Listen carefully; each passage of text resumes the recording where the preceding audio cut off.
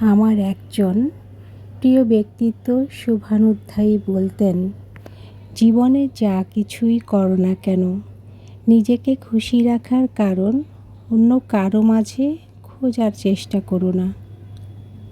কখনো কারো ওপর এত এক্সট্রিম লেভেলের নির্ভরশীল হবে না যাতে তোমার এক্সপেকটেশন পূরণ না হলে মন ছোট হয়, বিশেষ করে মানসিকভাবে। তোমার মন খারাপ, তুমি হেমন্তের গান শোনো, নিজেকে এক কাপ গরম কফি বানিয়ে দাও। বিকেলবেলা মিষ্টি রোদে বা সন্ধ্যা গধূলির মুক্ত আভায় কিংবা জোছনার নীরব আলোতে আপন মনে নিজের সাথে কথা বলো। পছন্দের লেখকের বই পড়ো। নিজের কোনো বিশেষ ক্রিয়েটিভিটি থাকলে সেটা নিয়ে নিজেকে ব্যস্ত রাখো। অন্যকে ব্যঙ্গ করে কথা বলা বা কাউকে কটূক্তি করে ইচ্ছেকৃত কষ্ট দেওয়া থেকে নিজেকে বিরত রেখো। নিজের দুঃখ, দুর্বলতা জনসমক্ষে প্রকাশ করা কোনো বুদ্ধিমান মানুষের কাজ নয়। খুব বেশি মন খারাপ হলে রুম অন্ধকার করে চুপচাপ বসে থাকো বা শুয়ে থাকো।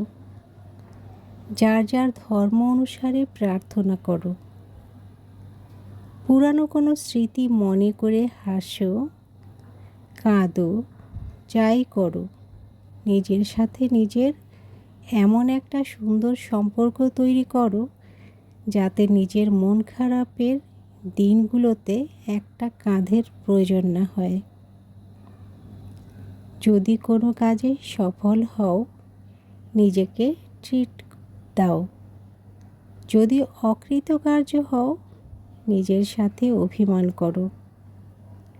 নিজের সাথে প্রতিজ্ঞাবদ্ধ হও, তবে অন্য কারো চোখে নিজের পারফেকশন খোঁজার চেষ্টা করো না।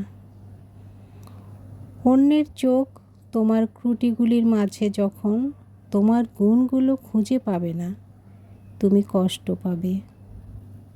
পারলে তুমিই পারবে।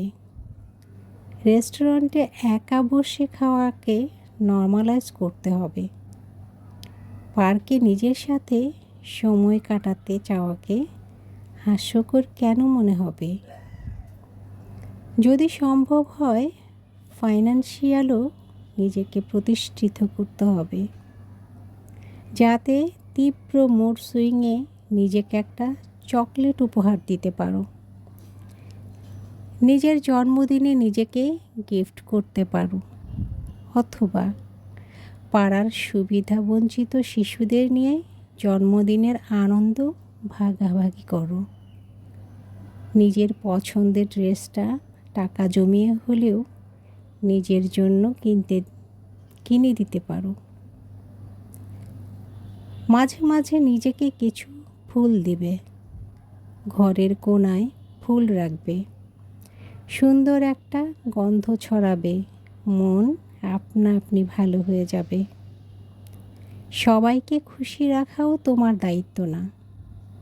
দুনিয়ার কারো পক্ষেই সবাইকে খুশি রাখা সম্ভব না। যেখানে পারবে না, না বলাও শিখতে হবে। আমার বাবা মা আমাকে অ্যাপ্রিসিয়েট করে না। আমার বন্ধু আমাকে সময় দেয় না। আমার কাছের প্রিয়জন আমার সাথে ঠিক মতো কথা বলে না। আমার জন্য সময় নেই। এসব উপদ্রবের সৃষ্টি করবে না। আমাদের ভাষায় যেটা অ্যাটেনশন, অন্যের জন্য এই চাওয়াগুলো অযথা টেনশন মাত্র। কেন নিজেকে অন্যের বিরক্তির কারণ বানাবে?